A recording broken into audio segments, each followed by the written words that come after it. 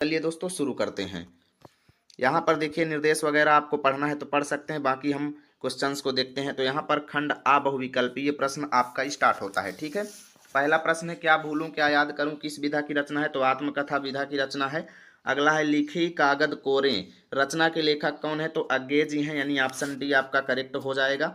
अगला है रामचंद्र शुक्ल की रचना है, तो रामचंद्र शुक्ल की रचना है त्रिवेणी। अगला है हिंदी साहित्य का प्रथम मौलिक उपन्यास परीक्षा गुरु। अगला क्वेश्चन है शुक्लोत्तर युगीन लेखक हैं, तो हजारी प्रसाद द्विवेदी जी। अगला है रीतिबद्ध काव्य धारा के कवि हैं, तो बिहारी लाल।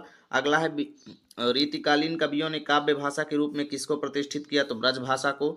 छायावाद युगीन कवि कौन है, तो महादेवी वर्मा जी हैं।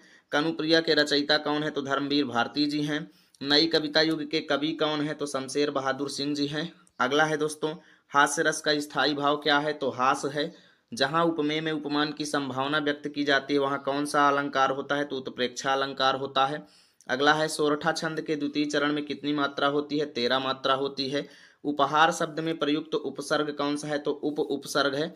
अगला है दोस्तों त्रिभुवन में समास कौन सा है, तो द्विगु समास है। अगला है ओष्ठ का तद्भव शब्द कौन सा है, तो ओठ है।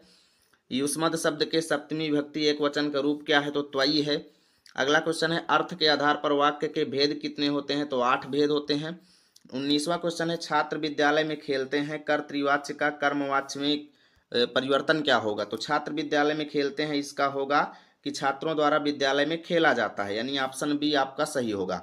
अगला है दोस्तों वे अभिकारी शब्द जिनमें पुरुष लिंग वचन कारक आदि के कारण परिवर्तन नहीं होता उनको क्या कहा जाता है, तो उनको अव्यय पद कहा जाता है। क्या कहते हैं दोस्तों, अव्यय पद कहते हैं। आप सभी लोग अभी तक वीडियो को लाइक नहीं किए हैं तो लाइक कर दो दोस्तों। जो